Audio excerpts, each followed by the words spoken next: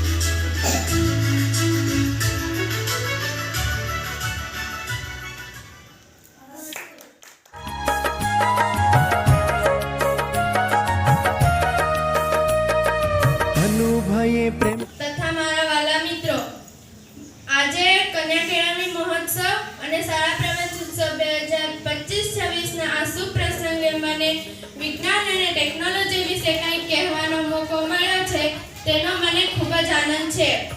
આપણે જ્યાં પણ નજર કરીએ ત્યાં વિજ્ઞાન અને ટેકનોલોજીની જ અસર જોઈ શકીએ છીએ.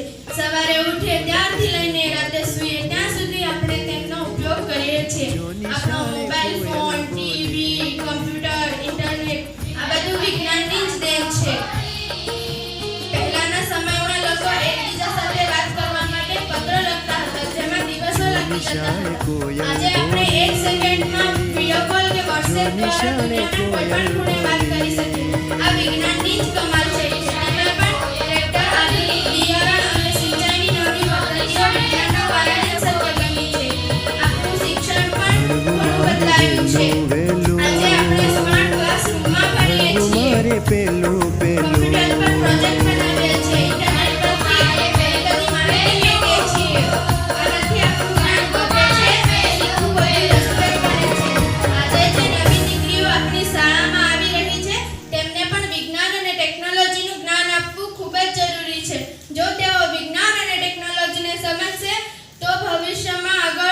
શકશે, નવો સંશોધન બનાવી શકશે, નવા ઉપકરણો બનાવી શકશે અને દેશના વિકાસમાં ફાળો આપી શકશે. યાદ રાખો, વિજ્ઞાન અને ટેકનોલોજી આપણા જીવનને સારું અને સરળ બનાવે છે. ચાલો આપણે તેનો સારો ઉપયોગ કરીએ અને દેશને આગળ વધારીએ. અસ્તુ. ભાઈ ચૌધરી છે. હું ધોરણ 4 માં અભ્યાસ કરું છું. આજે કન્યા કેળવણી મહોત્સવ અને શાળા પ્રવેશોત્સવ 2025-26 ના આ શુભ પ્રસંગે મને સ્વચ્છતા ત્યાં પ્રભુતા વિશે કંઈક કહેવાનો મોકો મળ્યો છે. તેનો મને ખૂબ જ આનંદ છે. બધા જાણીએ છીએ કે સ્વચ્છતા ત્યાં પ્રભુતા છે. સ્વચ્છતા આપણા જીવનનો એક મહત્વપૂર્ણ ભાગ છે. જો આપણું ઘર અને શાળા અને આસપાસનું વાતાવરણ સ્વસ્થ હોય તો આપણે સ્વસ્થ રહી શકીએ છીએ. ગંદકીથી અનેક રોગો ફેલાય છે. ડેન્ગ્યુ, મેલેરિયા, ઝાડા ઉલટી જેવો રોગો ગંદા પાણી અને કચરાના કારણે થાય છે. પ્રધાનમંત્રી શ્રીએ પણ સ્વસ્થ ભારત અભિયાન શરૂ કર્યું છે, જેનો મુખ્ય હેતુ આપણા દેશને સ્વસ્થ બનાવવાનો છે. આ અભિયાન ફક્ત સરકારનું નથી પણ આપણી બધાની જવાબદારી છે. આપણે બધાએ તેમાં જોડાઈને વિસ્તારને સ્વસ્થ બનાવવું જોઈએ. આપણે શું કરી શકીએ? આપણા ઘરની આસપાસ કચરો ન ફેંકીએ, કચરા પેટીનો ઉપયોગ કરીએ, પ્લાસ્ટિકનો ઓછો ઉપયોગ કરીએ, શૌચાલયનો ઉપયોગ કરીએ, વૃક્ષો વાવીએ, તેમનું જતન કરીએ. આજે નાના ભાઈ બહેનો શાળામાં નવા પ્રવેશ લઈ રહ્યા છે, તેમને પણ આપણે સ્વચ્છતાનું મહત્વ સમજાવવું જોઈએ. કન્યા કેળવણી દ્વારા દીકરીઓને શિક્ષણ મળે છે અને તેઓ આ પોતાના પાઠ અને સમાજમાં ફેલાવી શકે છે. એક શિક્ષિત દીકરી સ્વસ્થ અને સુંદર સમાજમાં નિર્માણમાં મહત્વનો ભાગ ભજવે છે.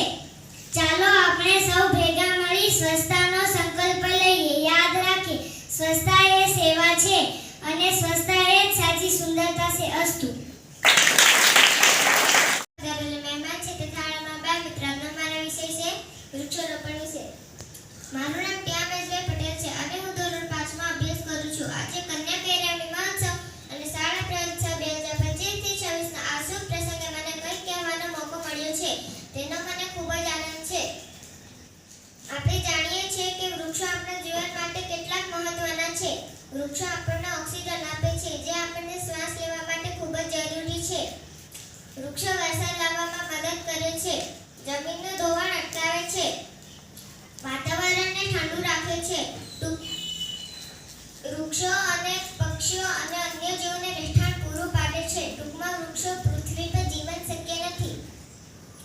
આપણે આજે જોઈ રહ્યા છીએ કે વૃક્ષો કપાઈ રહ્યા છે, જંગલો ઓછા થઈ રહ્યા છે, પર્યાવરણમાં ઘણા ફેરફારો આવી રહ્યા છે, જેમ કે ગરમી વધવી, વરસાદ ઓછો થવો અને પ્રદૂષણ વધવું. આ બધું આપણા સ્વાસ્થ્ય અને ભવિષ્ય માટે સારું નહીં. આપણે બધું સ્વસ્થ રાખવું જોઈએ. ચાલો આપણે આજે જે નાના ભાઈ બહેનો શાળામાં પ્રવેશ કરી રહ્યા છે તેમને પણ આપણે વૃક્ષારોપણ વિશે કંઈક સમજાવવું જોઈએ. કન્યા કેળવણી મહોત્સવ આપણી દીકરીઓને ભણાવવું જોઈએ. એક શિક્ષિત દીકરી પોતાના જ્ઞાન દ્વારા વૃક્ષારોપણ અને પર્યાવરણ સુરક્ષા સમાજમાં ફેલાવી શકે છે. ચાલો આપણે સૌ ભેગા મળી વધુને વધુ વૃક્ષો વાવીએ. યાદ રાખીએ, એક વૃક્ષ 100 પુત્ર સમાન છે. અસ્તુ.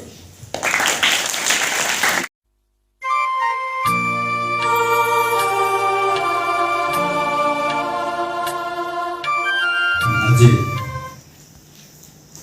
વાજોડ મુખ્ય શાળામાં કન્યા કેળવણી અને શાળા પ્રવેશ મહોત્સવ 2025 નિમિત્તે અહીં આપણી વચ્ચે કપરાડાથી તાલુકા વિકાસ અધિકારી સાહેબ શ્રી પધારેલ છે તથા સીઆરસી સાહેબ, શાળાના આચાર્યો, વાલીઓ, નાના બાળકો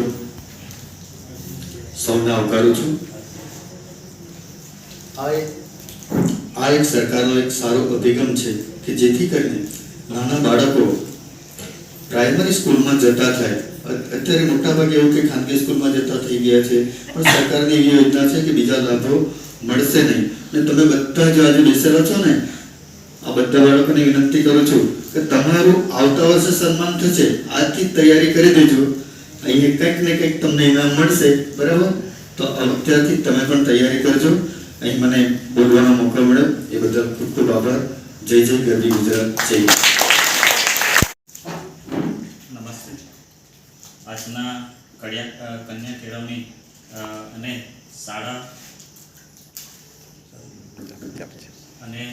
શાળા પ્રવેશ મહોત્સવ ની ઉજવણી આજે બાજવડ પ્રાથમિક શાળામાં થઈ રહી છે. ત્યારે અત્રે મુખ્ય મહેમાન તરીકે આપણા ગામના સરપંચ શ્રી CRC સાહેબ વધારે અને ગ્રામજનો ઉપસ્થિત છે. અને સાથે સાથે નવા પ્રવેશ લઈ રહેલા ભૂલકાઓ કે જેઓ પહેલા ધોરણમાં પ્રવેશ લઈ રહ્યા છે, ત્યારે આજે આપણે બધા એમને શુભેચ્છા આપવા માટે અહીં પધાર્યા છે. તો સરકારશ્રીનો એવો અભિગમ છે કે વર્ષો પહેલાં શાળામાં ડ્રોપ આઉટ રેશિયો સૌથી વધારે હતો, કે જે બાળકો શાળામાં આવતા હતા ને અને ગેરહાજર વધારે હતા, અને જેથી શિક્ષણનું સ્તર નીચું જતું હતું. તો સરકારશ્રીનો એવો અભિગમ કે ગામની શાળામાં ગ્રામ્ય કક્ષાએથી દરેક બાળકોને આપણે શાળામાં લાવીએ, એમને પ્રાથમિક શિક્ષણ પૂરું પાડીએ અને દરેક બાળકો શિક્ષણથી વંચિત ના રહે એટલા માટે આવો સરકારશ્રીનો અભિગમ આજે લગભગ શાળા પ્રવેશોત્સવ કાર્યક્રમને આપણે ઉજવીએ અને લગભગ 20 વર્ષ જેટલા સમયગાળો થઈ રહ્યો છે. ત્યારે આજે આપણે જોઈએ છે કે દરેક બાળકો આપણા ગ્રામ્ય કક્ષાના હોય કે શહેરી વિસ્તારના હોય, દરેક બાળકો સ્કૂલમાં જતા થયા છે અને શિક્ષણ મેળવતા થયા છે. અહીંયા જે બાળકોએ આગળ આવી એ વક્તવ્ય આપ્યું એ પણ ખૂબ જ સરસ વક્તવ્ય આપ્યું, જેના થકી આપણને થાય છે કે બાળકોમાં પણ એટલી જાગૃતતા આવી છે. સમાજ પ્રત્યેની જે સ્વચ્છતા હોય કે પછી વૃક્ષારોપણ હોય, આવા જે મુદ્દાઓ છે એમાં પણ બાળકોને પણ આપણે સહભાગીદારીથી આ કાર્ય કરીએ તો સમાજમાં એક સારા સમાજનું આપણે નિર્માણ કરી શકીએ છીએ.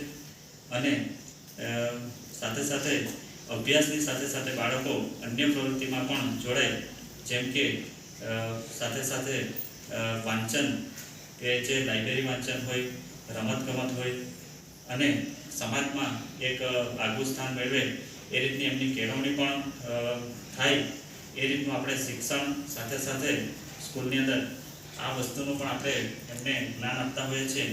ત્યારે દરેક બાળકોને આ શાળા પ્રવેશોત્સવમાં ફરીથી એક વખત સૌને રોજે બધા બાળકો શાળામાં આવે એવી અને સારી રીતે ભણી અને આગળ વધે એવી શુભેચ્છા આપું છું અને મારી વાણીનું વિરામ આપું છું.